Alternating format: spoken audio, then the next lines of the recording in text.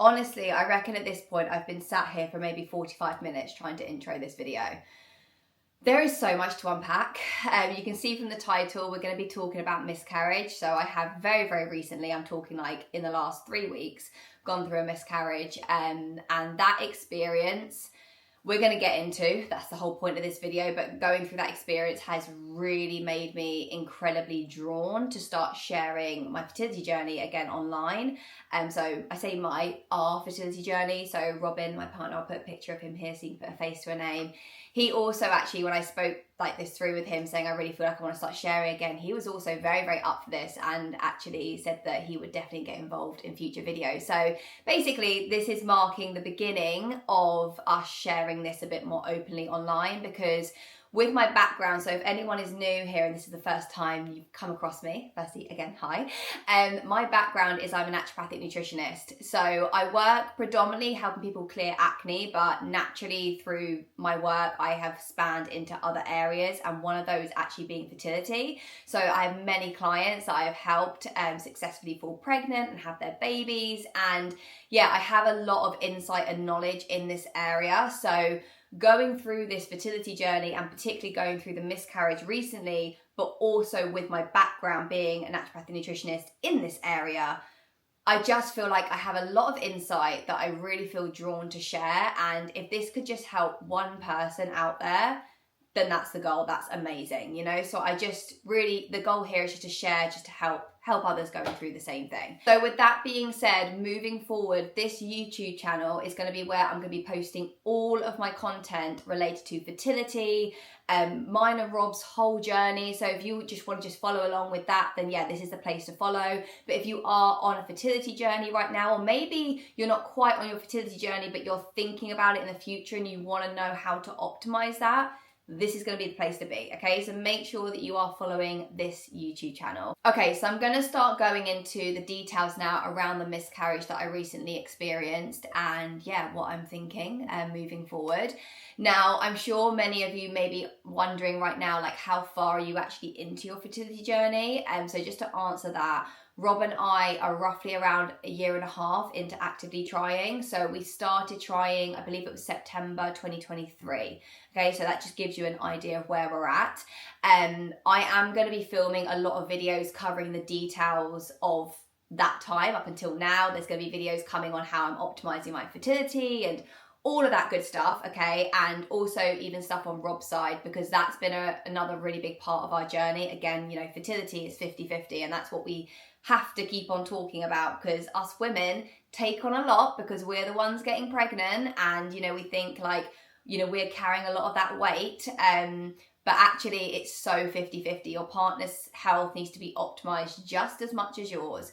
So we've been on a really big journey together with that. So Rob has actually said to me he's really up for doing a video with me sharing his, you know, insight and things that he's had to do and optimize throughout this process so far. So more will be coming on that. So again, subscribe if you're interested for that. So with talking about this miscarriage, let's actually start off with when I found out I was pregnant, and I'll walk you through right up until the miscarriage and what happened. So I found out that I was pregnant the day before my birthday, so on the 28th of April. Yeah, Rob and I did that test, and it was just, I'm going to really try not to get emotional in this video, but oh, I can already feel it. Like sometimes you think you're really good and talk about stuff and then suddenly emotions just hit you. But yeah, that day and when we found out, whew, the emotions just all coming up because it was just pure happiness.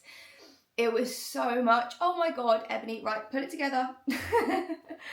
It was just the most magical moment. I mean, particularly when you've been on a journey and it hasn't happened, you know, right away. Like, again, we're about 1.5 years into trying. So when it happened and we had that positive test, it was just a magical feeling, you know? Like, also, like, for me, going through it, it was also like a big gush of like relief and hope, just seeing that my body could fall pregnant. That was really, I think, something that I really took from that as well. And I'm gonna actually talk about that later on. But yeah, like it was just a magical moment. That's what I'm going to say. Okay. So as soon as we found out, I mean, I am not one to keep a secret.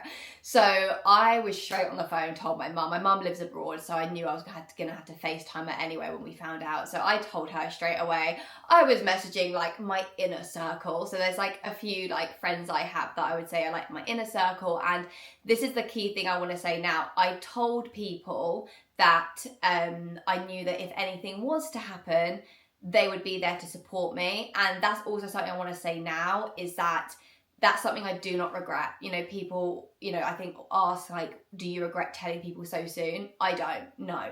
Because, you know, this whole thing of like, wait until you're 12 weeks until you start telling people. I understand it, but like when stuff does happen, like it's harder, I think, when you're going through that alone. Again, all of us are different. Maybe some of us might deal with it better when we're alone, fine. But I can just speak from my experience, is that having some people around me to be there to catch me when I fell was incredibly important and powerful for me, and it's massively helped me through the process. So yeah, I really do not regret telling people at all. And I also just, that moment, like I said, when we found out was magical, and it was just also magical to be able to celebrate it, even if it was for a short time. So I don't have any regrets there. Now, when it comes to symptoms, I am going to share what my symptoms were. But what I want to start off by saying is, please do not compare your symptoms, particularly to mine or to other people's online, okay? Or even friends and family, because everyone's experience of pregnancy is going to be unique to them, okay? And symptoms can really differ amongst women. Some people go through their whole pregnancy without any symptoms. Some people go through pregnancy from start to finish completely, you know, got a list of the symptoms that are going on, okay? But both could still have healthy pregnancies. So it's just a really slippery slope when you start comparing. What I always say, whether it's to a client or a friend or even to myself when I found out I was pregnant, is try to just surrender and allow your body just to take over. Our bodies are incredibly smart, like it knows what to do, okay? So you just have to surrender, trust your body, and yeah, just allow it to do its thing, okay? And yeah, just see as the journey goes what symptoms arise for you, but try and not start diving in and comparing, because I think that honestly just brings more stress. In terms of the symptoms though that I experienced, so to start off with, honestly I felt pretty good. The only symptom that I had really was tender boobs, okay? That was really the only standout thing. And I think in the first early days I had some nights of just like crazy dreams. I'm a pretty vivid dreamer as it is, but these ones were just a bit more intense, I would say. I also had this thing where I kept waking up so early, like I'd wake up at like 5 a.m. every morning, like on the dot. So that was really the only things at the beginning. Moving into weeks 5, basically weeks 5 and week 6, I had one instance per week where I woke up, no, actually I lie. Sorry, the first week in week 5, I woke up in the night and I did have some cramping. Okay, so I woke up with cramping and immediately I was like, oh my God, like what's going on? Of course, naturally anxiety is going to come in. But again, I actually have friends who had cramping throughout their whole first trimester and it was completely normal and they had a healthy pregnancy and their baby is now here. So again, I was trying to just calm my brain and be like, you know, it could also be absolutely fine. Let's not try and like, you know, think the worst. So I had that. It didn't last for too crazy long, maybe 20 to 30 minutes, and it subsided, and then I didn't have anything else. So that happened once in week 5. And then in week 6, the same thing happened again. But I think the cramping happened, if my memory is right, even though this was like not that long ago, for some reason, I started to black things out. I think it happened maybe in the day. Besides that, symptom-wise, yeah, I didn't have any nausea. I didn't have any like crazy, like debilitating fatigue at this point. I would just say, typically speaking, I felt pretty good, okay? In those first few weeks when I knew I was pregnant, I felt pretty good. I was like, yeah, waiting almost like, when is it gonna hit me kind of thing. So getting to when the miscarriage actually happened, so I was around 6.5 weeks. I remember it was a Saturday. I had been out in the morning, just like for a tea with a friend, came back, I was chilling at home on the phone to my mum, and then all of a sudden I just started getting this cramping. And because I had those episodes of cramps, like the weeks before, I thought, oh, like you know, maybe it's okay. Because just to say now, when I had cramps on the weeks before, I didn't have any bleeding, like nothing out of the ordinary like that happened around those events, okay? So when I started getting the cramping this time, I was a bit like, oh, okay, this is coming on. But, you know, again, let's not panic. Let's just go sit down and let it pass. So I got off the phone with my mum, sat down on the sofa and just kind of like breathed and chilled myself out. But then it started getting a bit more intense. So then I was like, whoa, okay, I really need to go like lie down. So I went up to my bed, laid down. And when I laid down, I started getting like a shooting pain, also like down my left leg, but not like really far, more so like, I don't know, maybe like 3 to 4 inches from like the groin down. It was like a weird sensation just kind of going there into my leg. And at that point I was like, whoa, this is like more intense than any of the other cramps that I had. Now, I have to be a little bit TMI here. That day, obviously with pregnancy, things can slow down bowel-wise, right? Because you're increasing your progesterone production, and progesterone is going to slow down that digestive tract. So that day, I hadn't been to the toilet, okay? I hadn't been for a bowel movement. So I was also thinking, like, is this worsening things? Because when I'm like on my period, for example, if I'm a bit more constipated, like at the beginning around my period, that worsens like any cramping. So I just knew that could be a link for me. So I was wondering whether like I just needed the toilet, and that was putting also too much pressure in the area. So I went to the toilet, well, I didn't go to the toilet, I sat on the toilet and tried to see if anything would move. Nothing was really happening. And then when I wiped, there was a little bit of like discharge. By the way, I'm assuming it's going to be a lot of women watching this video, so we're going to get into the TMI details right now. So I'm just going to say now, we're going into the details here, okay? So yeah, there was a little bit of discharge, and in that discharge, there was a literal like speck, like a tiny speck of brown, okay? Now, immediately I'm like, you know, the brain is good braining, right? I'm like, oh, like what's happening here? Something's happening. So my nervous system is starting to go, oh my God, like is something starting to happen? So I'm trying to like keep myself calm. I then go sit back in bed. Rob then is home by this point, and yeah, I just chill myself out, and actually the cramping all subsided. And then I think I was just really just talking to myself, like going, no, like this can happen for some people, it's okay, like just trying to keep myself calm. Anyway, moving on, the rest of the night went by and I actually was okay. I just kind of felt a bit more tender, but I didn't have any cramping. And then when I went to the toilet, there was no blood or nothing else coming through. It went back to clear discharge as well. So I was like, okay, like we're okay. Went to sleep that night. Fine night's sleep. Nothing happened overnight. No cramping, no nothing. And then when I woke up in the morning, I just felt like I needed to go for a wee. So I went to the toilet and then I wiped, and there was blood. So immediately I was like, Rob! He like jumps out of bed and he's like, whoa, and I was like, there's blood. Immediately he was like, right, we're gonna go to A&E. I was like, yeah, let's go. So we jumped in the car, went straight down to A&E. Thankfully we got there really early, so we kind of beat the rush from, like, this was a Sunday, so a weekend, so it can be super busy on a weekend. So thankfully we kind of beat that rush. Anyway, I'm gonna kind of whiz through the main details here. So we went into A&E, got seen by triage. At this point, like, I was cramping a little bit on and off, but it was nothing like intense at that point. They were then like, can you like wee in this cup? Now, when I went to go wee in the cup, when I wiped, there wasn't actually any blood. So it seemed that the bleeding had actually stopped. And just to say now, when I wiped in the morning, like it wasn't like full on heavy blood in the morning. Like we're just talking like a little bit of blood kind of wiping amongst of like discharge essentially on the tissue. Anyway, so yeah, when I went to wee in the cup, it had stopped. So I was like, okay, well, hopefully that's a good sign. Anyway, sitting in A&E, oh my gosh, even though we were like one of the first people there, it took so long. Whilst I'm sitting there, the cramps started, okay?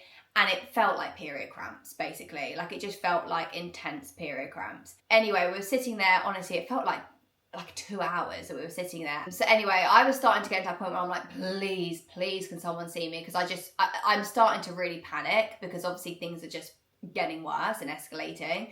So anyway, I was like, right, I'm gonna go to the toilet and just see if any blood has actually started coming through, because obviously last time I went to the toilet there wasn't any blood.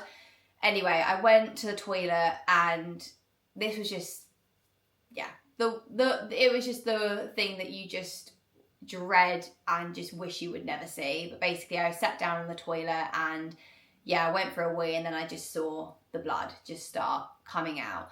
So as soon as I saw that and I came out the toilet, I actually didn't go straight back to Rob. I actually went straight in to like just let someone know, because obviously I wasn't bleeding like this when I had my first assessment. So I went through and I said, look, I am actually really losing a lot of blood now. And then this guy like popped up and he's like, you Ebony? And he was like, and I was like, yeah. And he was like, yeah, we're going to take you to the emergency gynecology now. And literally in that moment, I just broke down, because it was just so much emotion. Do you know what I mean? Like, just, it's that realization of like, is this actually happening? Like, it's just a lot of emotion that just gets pumped through your body. He, bless him, was like, do you want to come in this room? And he like took me in there, and he was lovely, that guy. Actually, he was like really helped like calm me down. And anyway, I'm gonna whiz along here. So after that, I went back to Rob, told him what was going on. Obviously he can put 2 and 2 together, so he mentally is like wrapping his head around the situation as well. I think he was also just trying to stay really strong as well at that point, also for me, because I'm obviously going through it, and at this point I'm just starting to break down. We then get taken up to the emergency like gynae part. They do another assessment, again more waiting and all that kind of stuff. Eventually before I get to see the doctor, we were sitting in the waiting room, and I went to the toilet again, and again it's just like more and more blood. Like at that point I knew. At that point I just had that intuition. I was like, I'm miscarrying. I just knew. And I came out, told Rob, and yeah, that was a very emotional time for us. I'm starting to went like, oh, it's all about the tears. It's just more so like, I'm a very like visual person, so when I'm retelling this I can just see it all again in my head. And it was just, you know, sitting there, obviously Rob like cried as well, and I very, very rarely have seen Rob cry, so that's also very, very emotional for me to also just see him in that state. Moving through to when the doctor saw us, so yeah, he examined me and they looked at my cervix, and this is where it actually got a bit confusing, because I was bleeding, and they actually did take a sample of the tissue to go take like to hematology. But what was confusing is he was then saying my cervix was closed. So then it was like left in this really grey space where he was saying I could be having a threatened miscarriage. So maybe the baby is okay, but yeah, I'm having a threatened miscarriage. So this is where things just got really confusing. I mean, if I'm going to be really honest with you, like lying on that bed being examined, like I really just knew in my intuition like it was a miscarriage. I really wasn't entertaining the possibility that it was a threatened miscarriage and the baby was there and still okay. I just felt like I knew my body, and I was like, this is a miscarriage. But anyway, they examined me, and yeah, that was really the outcome. And then they booked me in to have a scan the following day. Anyway, I went home, and yeah, for the rest of the night I'm just cramping. It really just felt like really severe period cramps, and yeah, just like blood flow like I was on my period, but just slightly heavy essentially. Anyway, the next morning we then had our scan. So we went in to have a scan and confirm what was going on, and that nurse was so lovely. Yeah, she did an internal scan. She did confirm to me that the baby had passed, and I'd actually passed majority of the tissue. So with the confirmation that I had miscarried, this now brings us to the place of, why has this happened? Is there something wrong? What does this mean moving forward? And all of the questions that naturally come around, you know, going through something like this. So firstly, the night before the scan, Rob and I actually did sit down and write down all our questions, because the day before when we saw the doctor, like, we were not asking any questions because we were just in just emotional stress going through it and navigating our emotions, I think, in that moment. But before we went into the scan, we, like, particularly again with my background, I was like, right, I'm starting to get my head around that this has happened. I must say I did feel like I got my head around it quite quickly, more so because I was like, okay, I want to go into this in part of the video, but maybe I'm just going to go into this now. Is that, and I need to say before I go into this, I am speaking on these early miscarriages, okay? I'm not necessarily diving into this from a perspective of like if you've had a miscarriage much further into your pregnancy, okay? So just know that when I'm talking about everything at this point in the video, it's talking about these really early miscarriages before the 12-week mark, okay? My mentality going through this miscarriage is I was really coming from a place of, I respect my body that something was wrong, okay? My body has made a judgment that something was not right, and so the body has rejected it, okay? That's the place I was coming from. And also knowing that a large percentage of miscarriages are down to what we call chromosome abnormalities. And if that is something that is occurred and is causing the miscarriage, there is nothing that myself or Rob could have done to change that. Like, if that was the case, that was what was going to happen, okay? So mentally, I was in a place of like respecting my body. That's just something wasn't right. I was trusting. I was just trusting in my body that something wasn't right. And also, like, in that situation, like, if something was wrong to that baby that was growing, and it meant that if it did continue developing, it was going to have, you know, severe health issues and everything, I'm never going to wish bringing that child into this world, you know, like, if that. And also see this from a place of like, that baby also made this decision. Like, it's not just my body deciding that something wasn't right. That baby also deciding, you know, something isn't right. It's like, hey mom, like, I love you, but something isn't right. I need to go, you know? Making me well up just saying that, woo. But this is definitely the perspective I had, was just really just trusting in my body and respecting it, okay?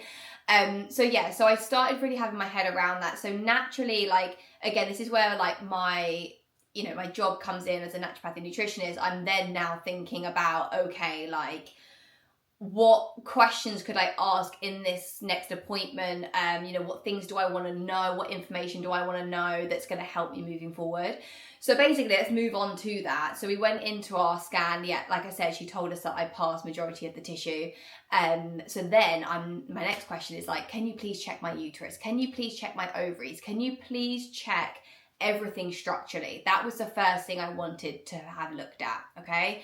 And yeah, she looked at all of that and she said my uterus was perfectly healthy, really good size, good like fluidity with it. She checked my ovaries. She said both of those were really good size, really, really healthy amounts of follicles on there. Everything looked really healthy. So that was a really big like sigh of relief that everything structurally looked really healthy. She also looked at the lining as well, because although I'd lost majority of the tissue, my lining was still there, and she said my lining was really thick and good and like, yeah, again, looking healthy. So that was also a good thing for me to know, because when it comes to miscarriage, one of the common reasons people also miscarriage is because of low progesterone, okay? So as a hormone, progesterone is going to help maintain that uterine lining, and that is essential to maintain a healthy pregnancy. So also just knowing that my lining was looking really healthy and, you know, good thickness was reassuring for me to also know that my progesterone, you know, hopefully was good and it wasn't due to low progesterone. Now, coming on to that topic though, because I think this is really important to know and good for anyone to know if they have gone through a miscarriage. Another question I had written down is I wanted to know, what are my options if I did want some progesterone support? Okay, so you can actually get prescribed bioidentical progesterone, okay? And if you can get your hands on that, it can be like gold, basically, because you can actively take extra progesterone to support that uterine health and again, support the pregnancy outcomes. So I asked my questions around that, and what I found out is that, and this is down to the UK, so what she said with the NICE guidelines, I'm just speaking, from our perspective of what we're entitled to. She said that once you've been through a miscarriage, through the NICE guidelines, you are entitled to actually have progesterone prescribed to you when you next fall pregnant, okay? But you just have to prove on your next pregnancy that, one, you are pregnant and that the pregnancy is in a healthy position and is healthy, essentially, is there, okay? So if you have a scan that just proves all of that, you are then entitled to get some extra progesterone support if you wish. So I think that was something I really wanted to share, because that's something that I learned that I didn't know. And I'm so glad that I asked that question, because if I didn't ask that question, I was not going to be told that. Now, beyond that, some other things that I just want to share in this video. You may already know these facts, but maybe some of you haven't been told this, and I think this is really important stuff to know. When it comes to having a miscarriage, miscarriages are incredibly common, okay? 1 in 4 women actually experience a miscarriage. And this is another reason why I wanted to do this video as well. It's just to, again, add another voice to this space, because like most things in life, we hear the success stories, but we don't hear, you know, when things don't go quite to plan as often, okay? So I wanted to, again, share this just to put a bit more, I guess, voice and more support in this area. But yeah, miscarriages are really, really common. And now a really, really important thing to say is that if you have been through a miscarriage, this does not mean that your chances of having a healthy pregnancy in the future are suddenly like wiped away and you know, decreased, okay? You absolutely can still go on to have a healthy pregnancy in the future. Like I said earlier, very common reasons for miscarriage could be things like chromosome abnormalities, right? That's just like luck of the draw for that pregnancy. It didn't work, right? But that doesn't mean that that's going to happen every time. Okay. And also, just to bring my expertise into this, and you know, with my work that I've done with clients and helping others fall pregnant, many of the clients that I have helped fall pregnant who have had successful pregnancies and now have their little ones here with them, many of those came to me with a past of miscarriages. Okay, so I also know through my job that it's 1000% possible, you know, for you to go on and have that healthy pregnancy. So when it comes to these miscarriages, when you go through something like this is how I'm approaching it anyway, is that I am kind of, you know, wrapping this journey up in its own little bow. And then when I go into the next time I fall pregnant, that's going to be its own separate new journey. Yes, there's going to be emotions that will carry through with you. That's natural, right? When you go through stuff like this, our hearts do become a bit more guarded, understandably. But I'm going to definitely try my best to approach it as its own journey and own story. Okay. And also with saying that, I'm going to navigate that also day by day. But then the questions do also come in of, what if it wasn't chromosome abnormalities? What if, you know, there is something wrong? What if my body is rejecting the pregnancy? What if this happens every time? Like, the what ifs start to creep in and they become so loud. And that is incredibly fear-inducing, anxiety-inducing, and very stressful as well. It's also very emotional going through this. And this was actually the reason that I was really spurred to actually do this video and start sharing this journey online, because when it comes to having those what ifs, for me, for example, I have the education and insight to then know what to do about those what ifs and what we can do and look at and what tests to run, all that kind of stuff. But for a lot of people who aren't in that position, those what ifs come in and you feel like you're at a dead end, and then it literally is like, it is just fear. It really is fear and the unknown and not knowing, you know, what to do about it. You kind of feel lost, really. And then also you then get the, you know, the emotions that start, you know, hitting on you of like, what if I don't ever fall pregnant and this isn't something that, you know, I can have in my life? Like, these are really, really big emotions to play with. So going through this experience and knowing the weight of that, like, this is going to be the purpose of this channel and sharing my journey, is I want to help you navigate these what ifs. Okay, so to give you some examples and insights, and don't worry, we're going to be diving into all this content on this channel, but to give you some insight, like one of my what ifs and one of the things that I'm optimizing first is basically something to know about is that in our vagina, okay, we have a microbiome, okay? So just to recap the word microbiome, it's basically looking at the bacteria, okay? The bacteria levels, and we've got good bacteria. Sometimes we get some unwanted, bad, like pathogenic bacteria that can sneak its way in. But basically it's looking at your bacteria balance, okay, within a certain system. So you may have heard it within the gut. You know, we hear about probiotics and things like that. That's all supporting your gut microbiome. But we actually have a vaginal microbiome, and the bacteria levels in the vaginal microbiome actually can play a role into miscarriages. Now, normally this is the first thing I would say to any client, and what I would have done myself, but I'll get into myself in just a second. The first thing I would do is go run a vaginal microbiome test, because they exist. That's the beauty of functional medicine. They exist. So run a vaginal microbiome test and see what the bacteria is doing. Because again, going back to some of my case studies with clients that I've worked with, that has been a big part of some of their journeys. Like I had a client who suffered a miscarriage and we did a vaginal microbiome test. Woo! The information that came up in that was huge. And there was bacteria in there that can cause miscarriage. We took those results, put a protocol into place, corrected that vaginal microbiome, and now this client is, I mean, she's literally about to give birth any second right now with her first child. So yeah, like this is something that can be a huge factor. And again, maybe this is the first time you've ever heard about it, because it's really only something that gets spoken about more so in this functional medicine space. But yeah, our vaginal microbiome can play into pregnancy outcomes. So that's something that I would investigate into. Now, speaking on me, as to why I haven't actually run to do that test, is basically just before I found out I was pregnant, I actually ran a gut test on myself, so a GI map, and I just got my results back, and there were some things in there that I do need to optimize a little bit. There was a few little pathogenic bacteria that had snuck their way in, and interestingly, all the pathogenic bacteria that came up for me are ones that can also migrate to the vaginal microbiome. So yeah, as soon as this miscarriage happened, my brain was like light bulb on to my GI map. And I was like, oh, I wonder what that connection could also be potentially.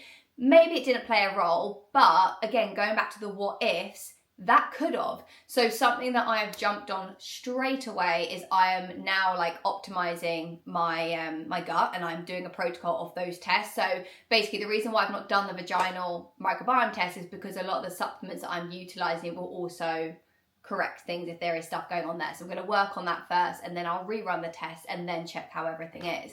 But yeah, like that as an example is a huge pillar that I am now optimizing to improve pregnancy outcomes in the future.